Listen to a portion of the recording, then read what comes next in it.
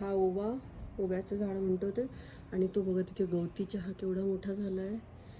आणि हे बाकीचे झाडं आहेत. हा कोणता तरी वेल, आता माहीत नाही हे काय आहे. सदाफुली सुकली आहे.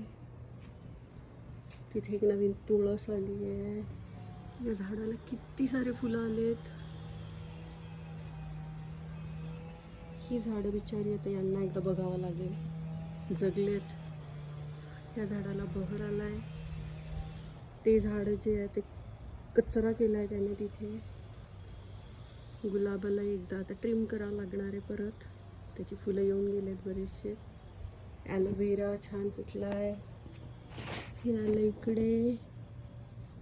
आणि सगळ्यात भारी म्हणजे गुलछडी आली फायनली. लुक.